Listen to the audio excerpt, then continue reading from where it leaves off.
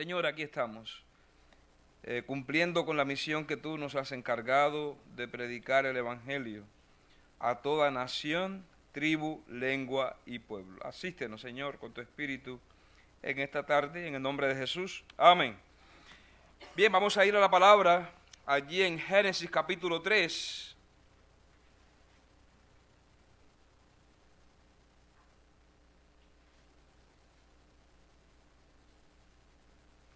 Versículo 8 en adelante, Génesis 3, 8 en adelante.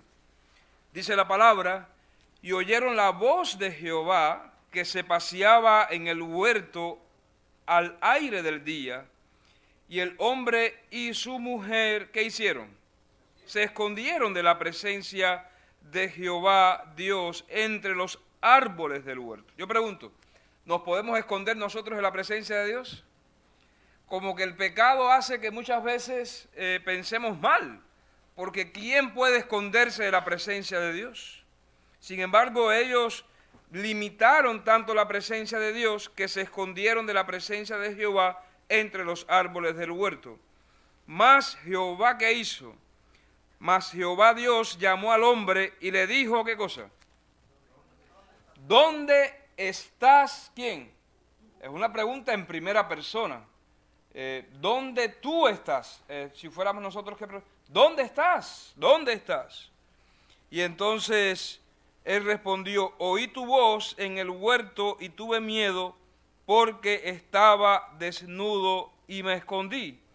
Y Dios le dijo: ¿quién te enseñó que estabas desnudo? Has comido del árbol que te mandé no comieses. Esa es una pregunta clave. ¿Dónde qué? ¿Dónde estás tú? Yo escuchaba a un predicador hace poco y decía: nos podemos perder. ¿Cuántos se han perdido aquí una vez? Yo me he perdido varias veces. Yo recuerdo, estamos hablando hace unos 9 años atrás. Recién estábamos aquí y recién me habían dado la licencia de conducir. Yo dije: esta es la mía para atravesar todo Estados Unidos. Me encanta manejar. Yo en mi país tenía un cacharrito del año 52, pero lo tenía de lujo, porque la gasolina que le tenía que poner para ir a la iglesia era mi salario de todo el mes. Entonces no era negocio, no era rentable. Y muchas veces gastaba más porque a mitad de camino se me rompía. Y entonces tenía que llamar al tractor para que viniera por mí. Mi muchacho me decía: papi, es mejor ir o a pie o en bicicleta a la iglesia, pero no en el cacharro. Y una vez se insultó tanto porque también íbamos en él. Y dice: lo mejor que haces es botar ese cacharro. Pero cuando yo llegué aquí y vi tantas posibilidades, que todos tienen carro y carro es lo más fácil del mundo, entonces dije: voy a atravesar todo Estados Unidos. Kentucky era el destino que teníamos nosotros. Y entonces recuerdo que le pregunté a un amigo en la gasolinera: ¿cómo le hago para llegar a Georgia? Porque primero era pasar por Georgia y de Georgia entonces para Kentucky. Me dice: facilito, ¡ey! Agarra el 20 y el 20 te lleva. Y yo confiado. Yo dije: el 20, ok, ya sí, ya sabes hacer, sí, toma el 20 y te vas derecho, y pronto vas a ver un letrero que dice: bienvenido a Georgia. Y yo, confiado, estábamos contentos, mis niños, mi esposa, nos levantamos ni dormimos, era la expectativa de manejar ese día. No, hermanos, como a las 2 de la mañana ya todos estaban empacados, los maletines, todo allí, ropa, todo. Y oramos: Señor, gracias por este privilegio, bendícenos y guíanos. No, hermanos, manejamos y empezamos a manejar, los niños cantando, la música en el carrito, todo sabroso. Y manejamos, llamábamos por teléfono: estamos llegando. Oh, sí, tío, mira, cuando veas esta señal. Señal, no la veo. Ok, ya voy llegando. Sí, mira, ya cuando estés llegando vas a ver esta otra señal. Y ya uno conversó y conversó toda la madrugada, estaba amaneciendo, y mi esposa ve así las torres de extracción de petróleo. Y dice: ay, mi madre, yo no puedo creer lo que va a pasar. Y yo tampoco, no me digas. No acepte la realidad. Esto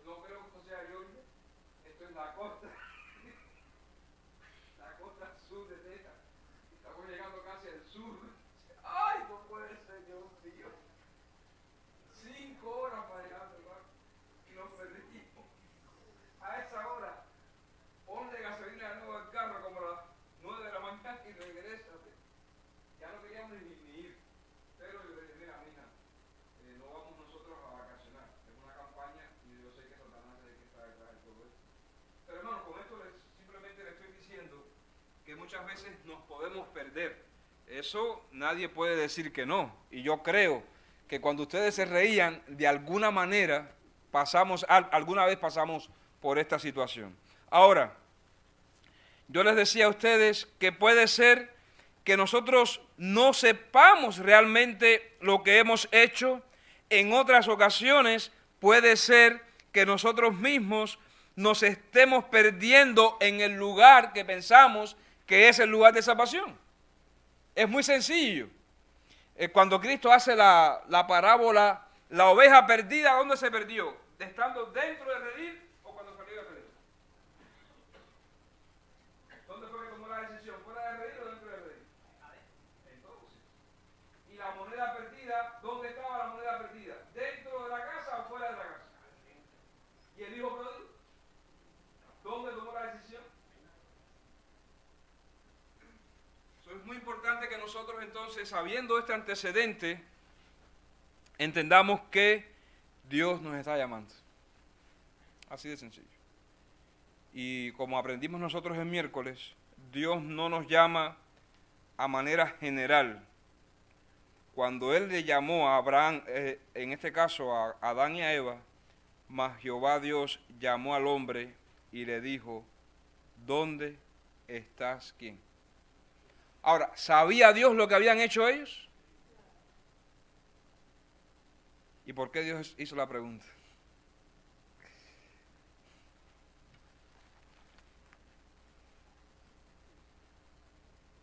Dios le dice a Jonás, mira Jonás, ve a Nínive. Y Jonás dice, ¿what? ¿Nínive? No, muchas veces decimos que sí, oh sí, vamos a ir a Nínive, sabroso. No, pero cuando pensó bien, y Nínive era un lugar peligrosísimo. ¿Saben ustedes cómo morían los ninivitas que se oponían al mensaje ninivita? ¿Saben cómo morían? Hacían una púa de metal y así sentaban a la persona, ese era el castigo, lo sentaban y la púa le salía por la cabeza. Así era como morían los ninivitas, empalados se llaman. Y había otra manera para poder saber de esto. Cuando un animal así le cortan la piel y lo desgarran, esa otra manera también de morir una persona en Nínive. Entonces, si Dios te dice, ve a Nínive a predicar, ¿tú crees que tú vas a ir? Y entonces Jonás dice, no, me voy para dónde. Pagó para huir. Fíjense, miren lo que dice Génesis capítulo 3. Dice, y oyeron la voz de Jehová Dios que se paseaba en el huerto al aire del día, y el hombre y la mujer se escondieron de la presencia de ¿quién? Pero no te puedes esconder de la presencia de Jehová. Ahora, cuando usted lee Jonás, vamos a ver quién lo encuentra primero porque está difícil. Estos son los libros más complicados del mundo de encontrar. En la escuela sabática, en la sociedad de jóvenes de la otra iglesia siempre hacen competencia a ver quién encuentra los libros pequeñitos estos. Miren, cuando Dios le dijo a Jonás, dice, levántate, versículo 2 del capítulo 1, levántate y ve a Nínive, aquella gran ciudad, y pregona contra ella, porque ha subido su maldad delante de mí. Y Jonás se levantó para huir de la presencia de Jehová. Noten que es el mismo concepto. Es decir, Adán y Eva escucharon la voz de Jehová que se paseaba en el huerto al aire del día, y el hombre y su mujer se escondieron ¿de qué? Es decir, tanto en Génesis capítulo 3, versículo 8, como en Jonás capítulo 1, versículo 2, está el mismo concepto de supuestamente esconderse, versículo 3, y Jonás se levantó para huir de la presencia de Jehová a Tarsis, y descendió a Jope, y halló una nave que partía para Tarsis, y pagando su pasaje, entró en ella para irse con ellos a Tarsis, lejos de qué. Entonces, la presencia de Dios para mí tiene que ver con su voz, quizás con el concepto de su presencia, pero también cuando uno piensa que huir de la presencia de Dios también tiene que ver con huir del propósito que Dios nos está encomendando. presencia de Dios tiene que ver con evangelismo, ¿no? Y entonces cuando uno no hace evangelismo, pregunto, ¿está uno presentándose en la presencia de Dios o está huyendo de la presencia de Dios? En otras palabras, cuando uno no está cumpliendo con el propósito y el mandato que Dios nos está dando, pregunto, ¿no estaremos nosotros también huyendo de la presencia de Dios?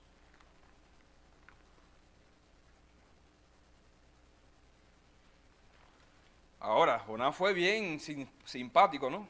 Porque Dios empezó a levantar una gran tempestad. Y entonces los hombres que estaban allí, cuando lo vieron, dice, y el patrón de la nave se le acercó y le dijo, ¿qué tienes, dormilón? Levántate, clama a tu Dios y quizás Él tendrá compasión de nosotros y no pereceremos. Y dijeron cada uno a su compañero, venid y echemos suerte para que sepamos por causa de quién nos ha venido este mal. Y echaron suertes y la suerte cayó ¿sobre quién? Adivinen sobre quién.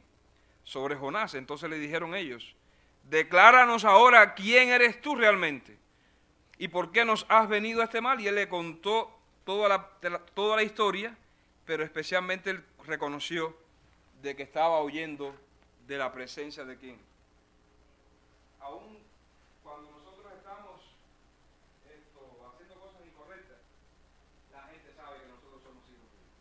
Yo no sé por qué, pero aún Pedro, cuando estaba blasfemando y diciendo palabras feas, ahí se le acercaron y le dijeron, mira, hasta tu forma de hablar te declara que tú eras un seguidor de Jesús. ¿Y qué pasó con Jonás entonces, hermanos? Para hacer historia sencilla. ¿Qué pasó con Jonás? ¿Siguió en el barco? ¿A dónde lo echaron? Ok. Él fue lanzado al mar. ¿Y qué sucedió después? Un gran pez. ¿Quién lo proveyó? Ahora, ¿se imaginan ustedes caer en un gran pez? ¿Estar dentro de un pez? Yo me imagino estar en un barco o tal vez en un avión, pero estar dentro de un pez. De aquí que los incrédulos nos echan a nosotros diciendo, ¿cómo es posible que ustedes creen que el milagro de Jonás o el hecho de que Dios preparara un pez, eso fuera literal, 3 días, estar dentro de un lugar donde apenas hay oxígeno? El pez puede haber sido, pero yo me imagino la baba, la peste que había allí, cuántas cosas más hubieran dentro de ese pez. Ustedes que son pescadores o cazadores, ¿se imaginan que alguien esté dentro de un animal tan grande? ¿Qué puede experimentar una persona dentro de un lugar así? Es incomodidad. Hay veces que yo estoy en casa y me tapo cuando hay frío o el aire está muy arriba, es decir, muy bajo, ¿no? Para que haya frío. Y de ahí que frío hace, me tapo y se siente incómodo. Hay veces que siento como que me estoy asfixiando, ¿no? No sé si a ustedes les ha pasado lo mismo. O hay veces que sueño como que me estoy cayendo y de verdad que me caigo. Y es incómodo, ¿no? Una sensación horrible. Ahora, imagínense ustedes, dentro de un pez. ¿Qué se puede experimentar dentro de un pez? Ahora, yo pregunto, ¿quién fue el causante de caer en el pez? Y por propia voluntad. ¿No pasa así muchas veces? Por nuestra propia elección, nos caemos en el pez, huyendo de qué. Es decir, Dios no quiere que nosotros pasemos situaciones adversas. Dios no quiere eso. Pero muchas veces lo permite. ¿Con qué propósito Dios permite que nosotros pasemos por situaciones adversas? Para que reaccionemos. Ok, yo te mandé a Nínive, ¿tú vas a dónde? Tú vas a Tarsis. Ok, reconoces, yo levanto la tempestad, reconoces tu error, te tiran al agua. Yo, de todos modos, la gracia mía es tan buena que preparo un gran pez para que tú no te ahogues. Y allí, dentro del pez, comienza entonces Jonás a pensar y decir, y si hubiera ido directamente a Nínive, no hubiera pasado por esta maldita. ¿Te das cuenta? Si yo escucho la voz de Dios, ¿ok? Dios me dice, ve a tal lugar.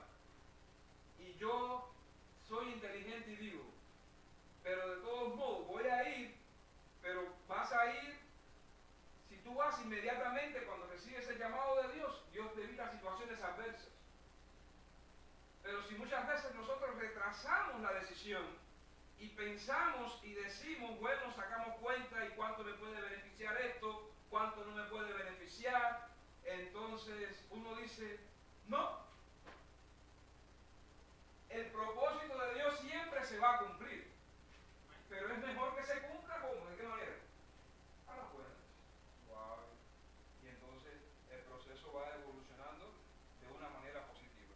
Yo recuerdo, yo estaba cómodo en Dallas, bueno, entre comillas, ¿no? Cómodo, estar cómodo es tener tu casa, tu lugar de trabajo, la iglesia me quedaba a 25 minutos, los hermanos allí bien lindos, la iglesia tenía, cuando nosotros llegamos habían como 350, ahora tenían casi 800, 900 miembros, una iglesia a todo dar, los hermanos me ven, pastor, y allí el cariño ese, no tenía que estar manejando tanto a otras iglesias, solamente una, y allí rico, rico, cuando me dijeron, bueno, pastor Arrebato, el distrito que le pertenece ahora es East Texas. Y dije, wow, ni sabía dónde quedaba eso, pero bueno, acá fuimos. No, hermanos, de veras. Me dijeron, mira primero las condiciones y después dinos. Yo no pensé que se manejaría tanto en un lugar. Tanta distancia. El pastor me llevó a la iglesia de marcha, después me llevó a Tyler. Después entonces me dijo, hay varios grupos aquí que también pudiera usted ayudar. Sí. Y le digo a mi esposa, me preguntó, ¿cómo está aquello? Es un poco distante manejar tanto. Pero hermanos, ha sido la mayor bendición que me ha pasado, de veras. No, y así tomamos la decisión, sí, vamos todos. Y ha sido lo mejor, de veras, lo mejor que me ha pasado. Ahora, cuando uno no decide obedecer a Dios, y especialmente en su cometido, muchas veces uno tristemente cae en el pez,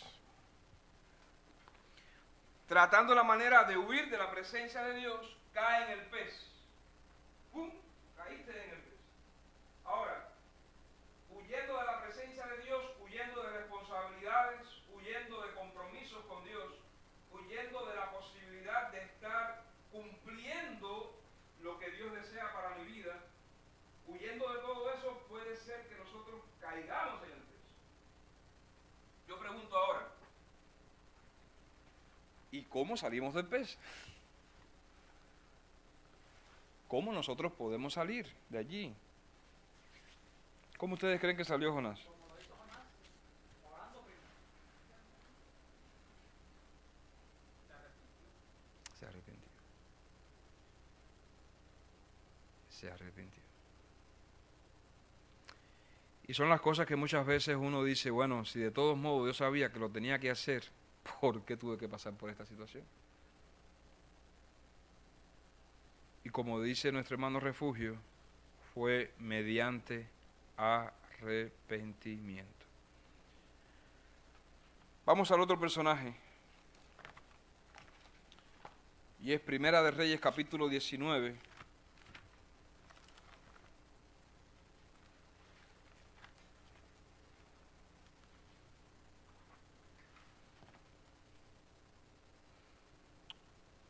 Dice la palabra de Dios, versículo 9, Primero de Reyes 19:9. Y allí se metió en una cueva donde pasó la noche y vino a él palabra de Jehová, el cual le dijo, ¿qué le preguntó Jehová? ¿Qué haces aquí? ¿Quién? Elías. Dice el versículo 10, él respondió, he sentido un vivo celo por Jehová, Dios de los ejércitos, porque los hijos de Israel han dejado tu pacto, han derribado tus altares y han matado a espada a tus profetas, y solo yo he quedado y me buscan para quitarme la vida. Él le dijo, sal fuera y ponte en el monte delante de Jehová. Y aquí Jehová que pasaba y un grande y poderoso viento que rompía los montes y quebraba las peñas delante de Jehová, pero Jehová no estaba en el viento. Y tras el viento un terremoto, pero Jehová no estaba en el terremoto. Y tras el terremoto un fuego, pero Jehová no estaba en el fuego. Y tras el fuego un silbo, ¿de qué tipo? Apacible y delicado. Y cuando lo oyó Elías, cubrió ¿qué? Su rostro y con su manto, y salió y se puso a la puerta de la cueva, y he aquí vino a él nuevamente la voz diciendo, ¿qué cosa? La pregunta primera fue, ¿dónde estás? ¿No? Esa fue la primera pregunta que Dios le hizo a Adán y a Eva. Ellos dijeron, bueno, nos estamos escondiendo aquí de la presencia de Dios. La segunda pregunta que Dios le hace al profeta, le dice, ¿qué haces aquí, Elías? ¿Por qué Dios le hace esa pregunta a Elías?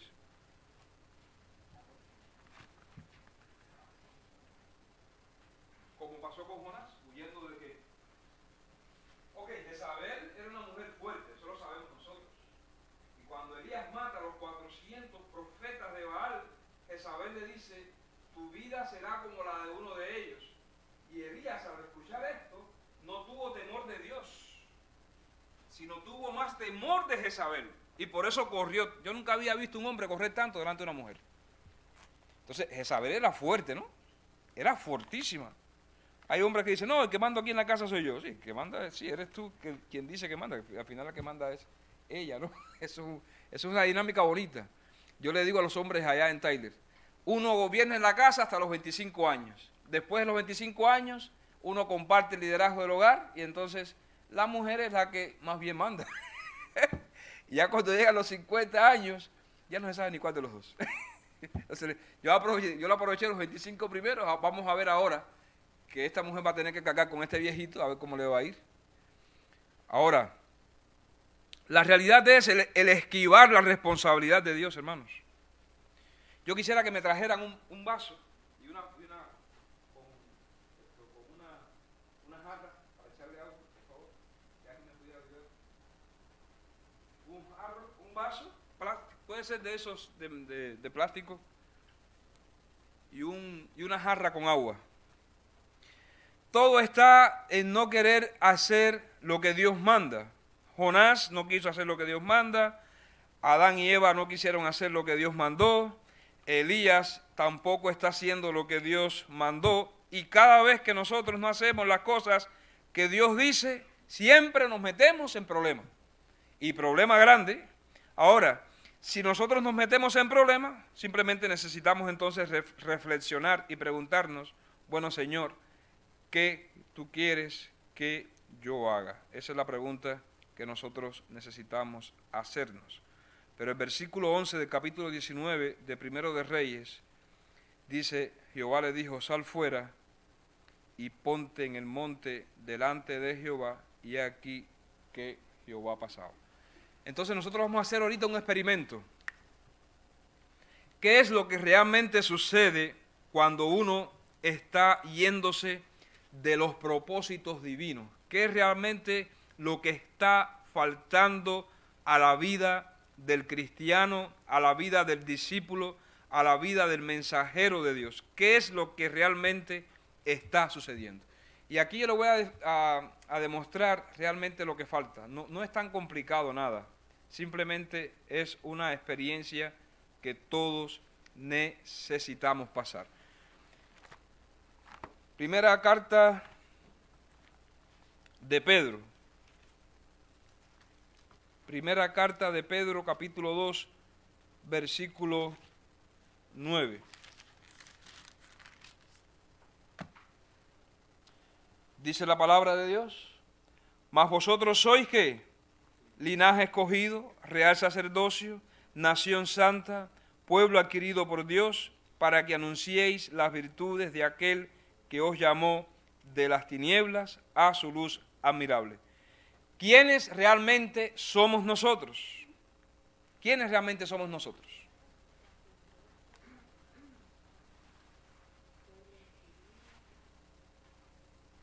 Ustedes saben lo que estaba pasando cuando Pedro escribió esta primera carta. ¿Qué estaba pasando con el pueblo de Israel y especialmente con aquellos que habían aceptado el Evangelio? Nerón era quien estaba persiguiendo a la iglesia. Y le estaba persiguiendo feo, porque cuando Pedro está escribiendo, él inicia la escritura diciendo, Pedro, apóstol de Jesucristo, a los expatriados de la dispersión en el Ponto, Galacia, Capadocia, Asia y Bitinia, elegidos según la presencia de Dios Padre en santificación del Espíritu para obedecer y ser rociados con la sangre de Jesucristo, gracia y paz os sean multiplicados. Muchísimas gracias.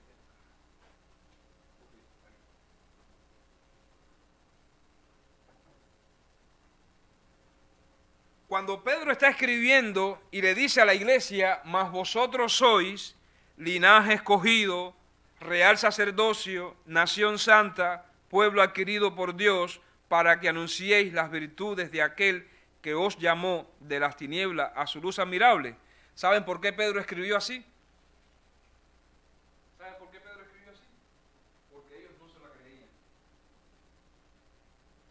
Ellos no se lo creían. Y como no se lo creían, entonces comenzaron a perder el propósito que Dios tenía para su vida y empezaron a hacer otras cosas, especialmente a esconderse.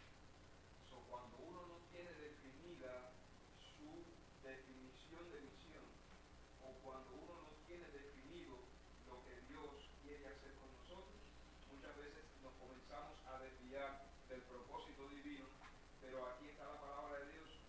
Pedro le está diciendo a la iglesia, ustedes, a pesar de la persecución que están experimentando, ustedes son. Así le está diciendo Pedro, ¿ustedes qué? Son.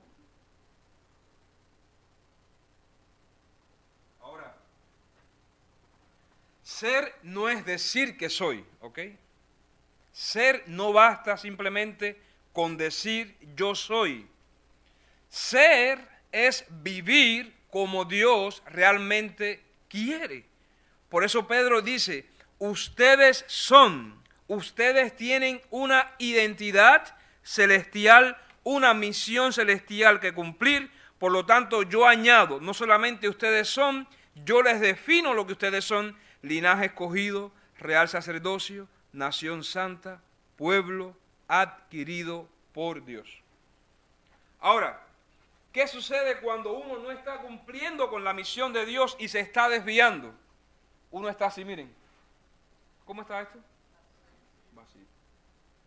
Y entonces por eso, como Adán que se escondió, como Jonás, ¿qué más pasó con Jonás? Que se fue a Tarsis, como Elías que se escondió en aquella cueva, y todo es porque en un momento de nuestra existencia como cristianos nos podemos sentir como. Entonces, ¿qué sucede? ¿Ustedes creen que este vaso vacío puede cumplir su propósito? ¿Cuándo este vaso realmente cumple su propósito? ¿Por qué? ¿Por qué? Cuando está haciendo su función. ¿Ok? ¿Cuando está qué? Haciendo su función. Hermanos, esto no se trata de un poquito de la misión. Ya por lo menos tiene parte de la misión, ¿no? Pero no se trata de eso, porque no tiene ni la mitad.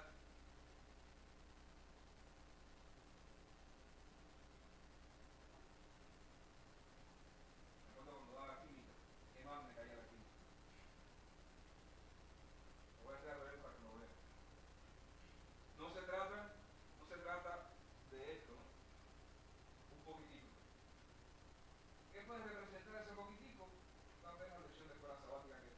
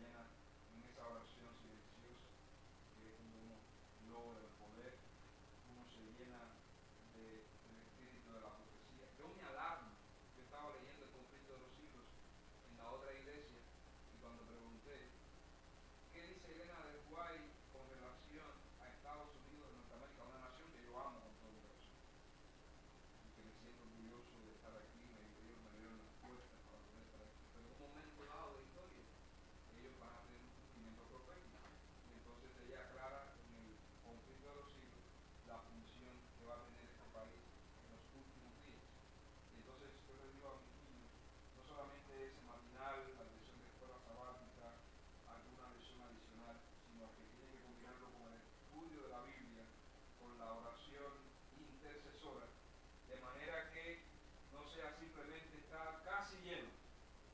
Porque casi lleno no se cumple, si se cumple un propósito, pero yo pienso que el propósito fundamental del cristiano es que estar lleno, ¿cómo? Así, estar lleno hasta que se bote, que se derrame. Eso es.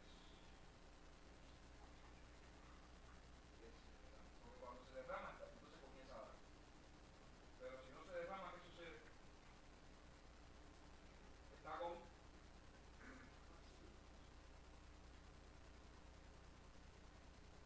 Yo le pregunto, ¿ustedes creen que necesitamos tomar una decisión?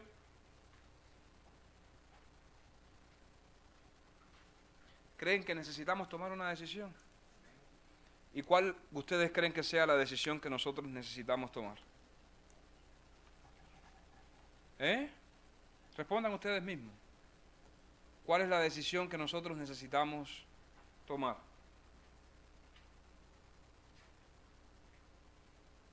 Estar así o estar así.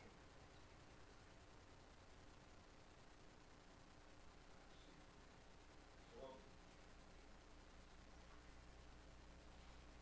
Si se vota, damos. Si no se vota, es que necesitamos recibir más. ¿Cuál es la decisión que nosotros necesitamos tomar?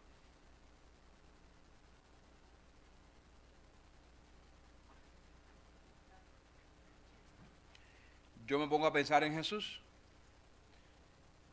Yo hablaba con los pastores que estábamos recibiendo el seminario de la iglesia de Jesús. La iglesia de Jesús no era poca. La iglesia que tenía Jesús, sí, eran 12 discípulos, pero los que realmente seguían a Jesús eran más de 20,000 personas diariamente. ¿Cuántas personas? Más de 20,000 personas, ¿qué? Cristo solamente venía a la iglesia y se presentaba, y cuando se presentaba en la iglesia, que iba los sábados, él se levantaba a leer, y lo que leía Jesús era su declaración de misión. Como dice Isaías, Dios me ha enviado a dar libertad a los cautivos, a los presos, prisiones de las cárceles, pero el mayor tiempo de Cristo lo pasaba afuera. Cristo no empezaba el día con una taza de café y vámonos. Así no empezaba Jesús el día. Dice la sierva de Dios que Cristo se levantaba bien de mañana, bien temprano, y comenzaba entonces a orar con Dios. Ya cuando amanecía, ya Cristo había recibido esa lluvia temprana que la iglesia necesitaba, y entonces tenía la capacidad de poder alimentar a más de 20,000 personas. ¿Cuántos eran? Más de 20,000 personas. Y entonces preguntaban allí, ¿y de qué manera Cristo hacía que el mensaje fuera productivo? Sí, Cristo le hablaba a la multitud, pero el mayor esfuerzo de Jesús estaba concentrado en una sola alma, que muchas veces la encontraba solitaria junto al pozo de Jacob, otras veces la encontraba que quería tocar su manto, y a esa sola alma Cristo le hablaba como si fuera la única persona que existiera. Pero mi Jesús cada día se llenaba a raudales de la lluvia temprana del Espíritu Santo para poder entonces comenzar a hacer tantos y tantos y tantos milagros que Cristo hizo. Yo creo que nosotros no debemos estar imitando la vida y experiencia de Adán y Eva que se escondieron. Si algo debemos de imitar de ellos fue cuando Dios los vistió, cuando se mató el primer cordero.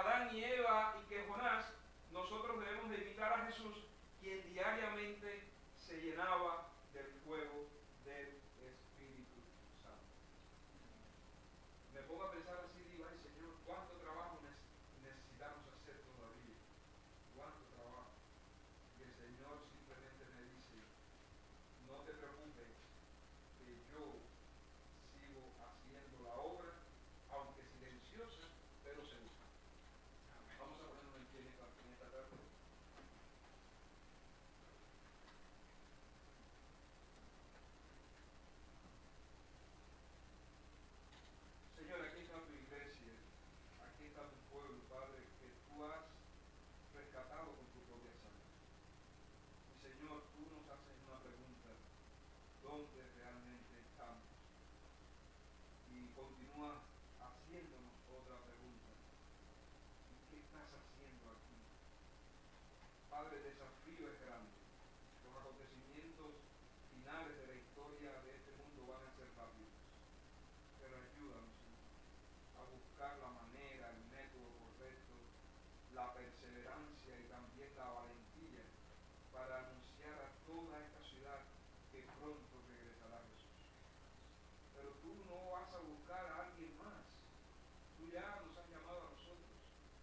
Y somos nosotros tus mensajeros, somos nosotros tu voz, somos nosotros tu mano ayudadora, Señor, para ir de lugar en lugar, de casa en casa, anunciando que mi Cristo viene pronto. Señor, si hasta este momento no hemos hecho las cosas como a ti te han agradado, si hasta este momento nos hemos escondido en nuestra propia necesidad, nos hemos escondido en nuestra propia soledad, nos hemos escondido en nuestros propios sentimientos, nos hemos escondido en nuestra propia manera de ver las cosas. Señor, asístenos y ayúdanos. Pero ayúdanos para ver en cada persona que camina y que vive en este pueblo un candidato al reino de los cielos. Señor, tú vienes pronto, las señales están cumpliendo, pero qué lindo sería que todos, cada día tengamos aquí 10, 8, 5 personas con las cuales trabajar y con las cuales compartir este glorioso mensaje y especialmente los acontecimientos proféticos que se están cumpliendo. Pero tú nos has llamado, Señor. Yo sé que tú cuando llamas capacitas y el que sale capacitado por ti se convierte en un discípulo en poder. Bendice esta congregación, Señor. Bendice la campaña